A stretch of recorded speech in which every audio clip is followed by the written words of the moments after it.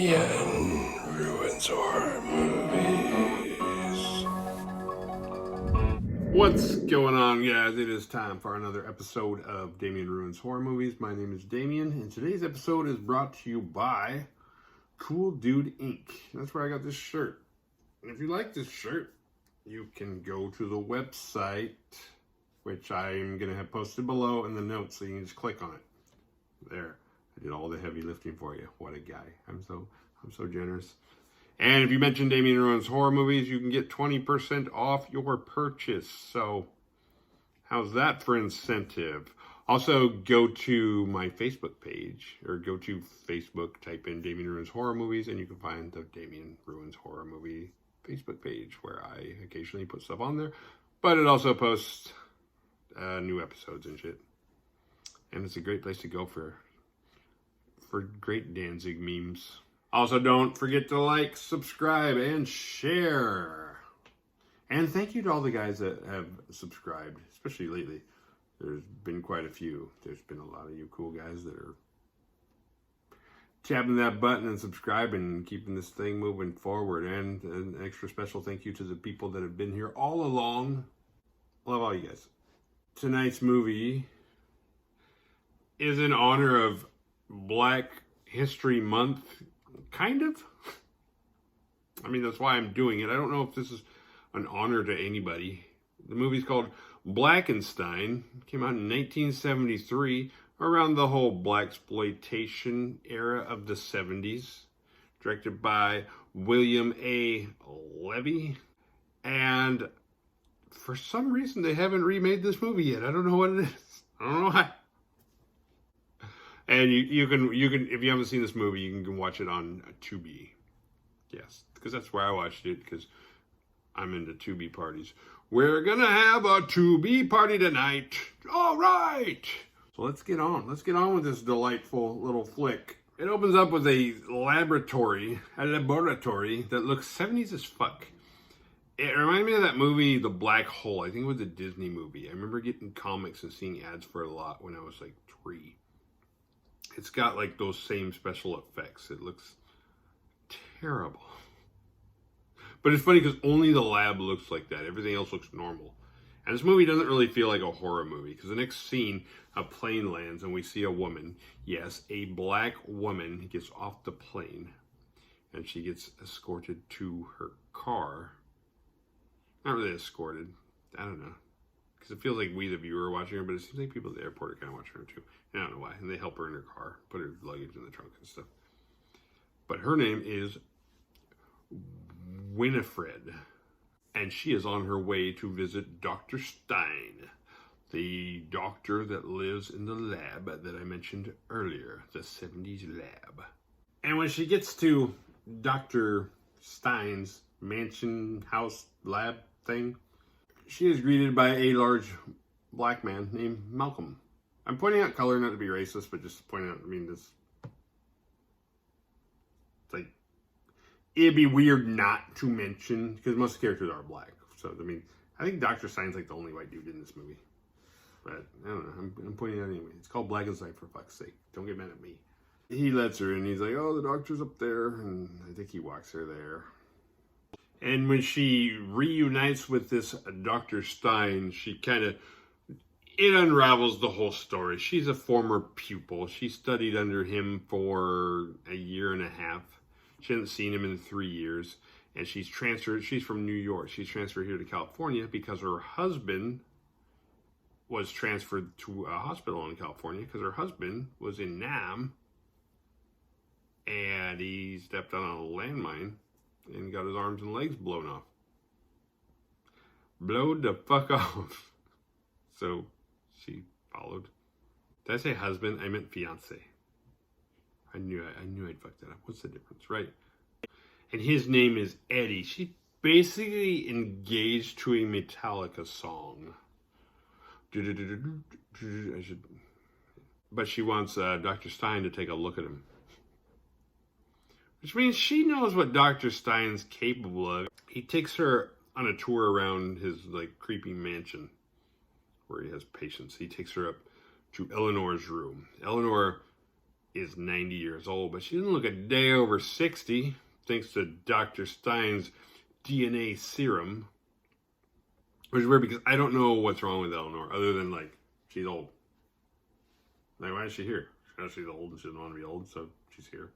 So how does she know that you could do something about it? They don't really explain, like, the following. It's like, how do these two people know that you can help them? And how did fucking Winifred, I keep wanting to call her Winifred. I don't know why. But it's like, how do they know that you could help them? And why do you only have two? And why, I don't know, 70s, I guess. Everything's word of mouth. Then he takes her to the next room where you meet another patient whose name I didn't catch. But he's on a different serum. He's on the RMA serum, which lasts longer and you don't have to be dosed as often. Because old Eleanor has to be dosed like every 12 hours. Which, that would suck. Yeah, you can look young and live forever. However, you have to lay in this bed and get stuck with this needle twice a day. And if you forget, you're going to quickly grow old right before our eyes. Is it worth it? You can look young without enjoying any benefits of actually being young. That's like the shittiest Faustian deal ever. The next day they go over to the hospital where Eddie is staying. Eddie, the fiance, who kind of looks like the dad from Good Times. It's not him, but he looks similar. And his caretaker is just a total dick to him. Who's another white guy in the film. Because I think that means there's at least two white guys in this film. There's Dr. Stein and this fucking dickhead caretaker who's just... And it's kind of funny because Eddie's just sitting there, he's like... Caretaker walks in and he's just like... Ice cream! The caretaker's like, what? Oh, some ice cream. You can't have ice cream. He almost like, get it yourself. But say, I don't have arms or legs. And we don't see like the evidence of the arms or legs. You know, it's the 70s, there's no CGI. He doesn't like, oh, then I'll get it myself and flop off the bed and crawl like a worm to the kitchen. We don't get any of that. He's just under a blanket. He actually looks like a normal-sized man. He doesn't look like anything's missing. Winifred and Dr. Stein don't know anything about like how shitty Eddie's being treated. And Eddie can talk just fine, but he didn't tell them or anything. But Winifred gets Dr. Stein to take Eddie to the lab mansion and to see if any of his serums will work on Eddie. You know, you got anything back there that can grow legs back? How about some arms? Anything? Which needle makes his dick bigger? They're gonna try and fix him, even though Eddie looked at Winifred and he's like, you know, because he's a proud guy and he's like, hey, just, which was also why he didn't say it. It's like they're treating me like shit here. He's like, it's like he understood his value at this point. He's like, I'm worthless. He's like, get on with your life. You're young. Go find somebody with arms and legs, and just move on. And that was the cue, because that's how shallow I am. If I'm Winifred, I'm like, oh, bye, see you later. That's the closure I was looking for. I'll catch you on the downside. Sorry about, maybe next time if you ever do get legs again, maybe watch where you're walking. But anyway, later. But she doesn't. She is faithful to him. She's like, I love this guy. And the only thing missing is limbs. I'm going to make him better. And Dr. Stein's going to help. So they take him back to the mansion lab. And the operation is a success. But it's not actually pretty immediately. I mean, he kind of grows all his limbs back. He doesn't get up and start walking around or anything. But it's like, there's a hand. And it's like the end of Empire Strikes Back when Luke gets his fake hand. Except this guy doesn't have a fake hand. He has a real hand. I don't know. He sprouted limbs. Like, in the course of 6 hours in this movie's time. But we're not out of the woods yet, because that's stage one of the operation or whatever. And there's still a little bit more.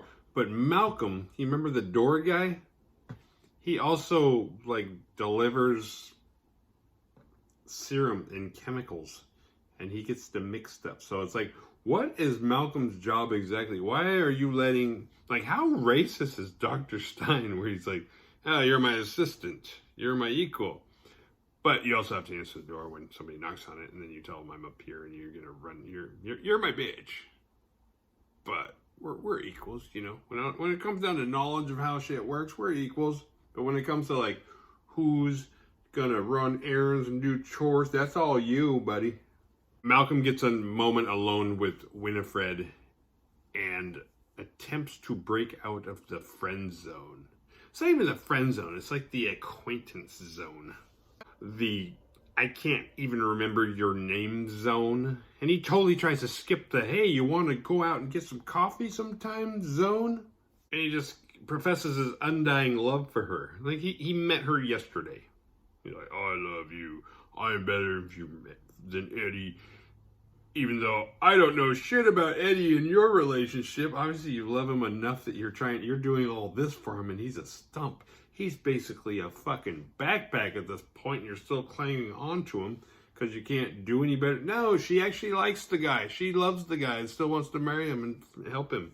So, yeah, of course she shoots you down, Malcolm, you dumb fuck. What are you doing? And why do you care? You met her yesterday. And where's your freedom lie? Do you get to leave the mansion, or are you just Dr. Stein's bitch? I get to mix the chemicals. So you know what Malcolm does when he gets shot down? His little heart broken, feelings hurt. He goes in and fucking mixes up all the chemicals that they're about to put into Eddie. Because Malcolm, the door guy, has access to all this shit. Like, Malcolm will take care of it. I trust Malcolm. Like, yeah, sure, maybe you should give him like a badge or some kind of like elevation award so that he won't feel like your bitch and do shit like this. Maybe let him out of the mansion once in a while so he doesn't just fall in love with the first girl he sees. And the balls on Malcolm for he's hitting on a doctor. Like, I don't know what the education level of Malcolm is, other than you're a door guy who gets to deliver serums and chemicals. And why are you hitting on a doctor? It's like, where did he hit? Say, there's a doctor. She's not out of my league or anything. I'm going to give it a shot. If she shoots me down, instead of expecting it, I'm going to get all pissed off and try and get revenge. The only thing standing between me and her is fucking Eddie. And he ain't standing. He hasn't stood. Last time he stood on a fucking landmine. Now he ain't got no legs. Fuck Eddie. A little bit later, Winifred and Dr. Stein. I think it's funny that his name's Stein. Because the movie's called Blackenstein. The doctor is white, so obviously, because like, you know, the original Frankenstein, it's Dr. Frankenstein. The monster is not Frankenstein. Although that's our association. We always call the doctor, oh, there's Frankenstein. It's like, no, it's not. It's Frankenstein. Frankenstein's monster, which is fine. I'm not one of those people who say, actually, Frankenstein's the doctor's name. The monster's just a monster. I'm not saying that, but this movie's called Blackenstein. The doctor is Dr. Stein. The doctor is white. So Blackenstein's like, you know, obviously this came out around the same time as like Blacula. It's so, what a fucking different time. Well, we'll just call it Blacula, and like nobody gave a shit. Everybody's like, all right, cool. What are you gonna call this one? We got a black guy who's gonna come back from the dead. Not from the dead, but you know what I mean. We'll call him. We'll call it Blackenstein. Yeah, that works. Everybody's called. If you remade this movie now, it would be funny. I would like to be the guy documenting it, filming along. It's like, let's just see how far we get pitching this idea. So I guarantee you, the only filming of this movie is me filming you trying to get permission to fucking film this film. It would be fucking hilarious. Yeah, we got this idea for this movie. It's about a black guy. Oh, what? We don't call them black guys. Well, you know, African. This guy, he's got no legs. We're gonna rebuild his body like Frankenstein. Only we're gonna call it Blackenstein. Are you picking up what I'm laying down? No? No? What? Get the hell out of here. What do you mean? Oh, okay. My bad. So they check on him, and he's not doing too well, thanks to old Malcolm. And they put him on a gurney. And I thought they were going to, like, fly him back to the hospital where he came from. But they put him on a gurney and, like, take him down to the basement that looks like a dungeon. And it makes me really wonder, it's like, based on the lab in this movie and the fact that there's, like, a dungeon, it's like, who are you sharing the set with? It was like, these are obviously, you're making a movie, you did not build your own set. You're like, hey, what time are you guys done filming? We could do some mansion scene. What time are you? It's like, you worked out some deals to make this, because this looks like a dungeon. Like, there's a jail door on it. We'll put him in here. That's totally normal. Eleanor went through this too. It's procedure. We get some side effects, we transfer him down to the dungeon. And the dungeon doesn't even help. Because they're like, all right, I'll see you later, Eddie. I hope you get better. And then, like, at the stroke of midnight or whatever, Eddie gets up and walks. And I don't know how he does it, because Eddie walks so slow. But he walks all the way back to the hospital, and the killing spree begins. And it starts, rightly so, with that asshole caretaker. And he goes and kills him. Then he kills some other people. Then he goes back to the dungeon. Like, he's trying to, it was like, what, I've been here the whole time. It's like, why'd you go back? Is there nowhere else you could sleep? And there probably wasn't, but it's still like, is this your plan? You're gonna just like, I snuck out, then I snuck back in. And once he's back, like, Winifred checks on him again, tucks him back in, and then he escapes again. And escape that's too big of a word to use for what this guy is doing. Because his escape, it's not like he's like Mission Impossible shit, like it's more like an old man who suddenly in the middle of the night realizes he has to piss. He's just kind of like, time to go out and kill again. Like, the only thing Eddie's missing is a walker. It's like, hey, maybe you rehabilitate yourself a little bit before you run around trying to kill people, because you're like, so you are good at it, but you could be better if you just wait a few days. Come on, Blackenstein. In the morning, the police come. And at first you're like, uh-oh, the jig is up. But they're actually just randomly, they're just asking anybody. Like, hey, there's some murders last night. You know anything about it? We're questioning everybody. I was like, oh, okay. It's like, no, we don't know anything about that. But then old Blackenstein Eddie fucking escapes again.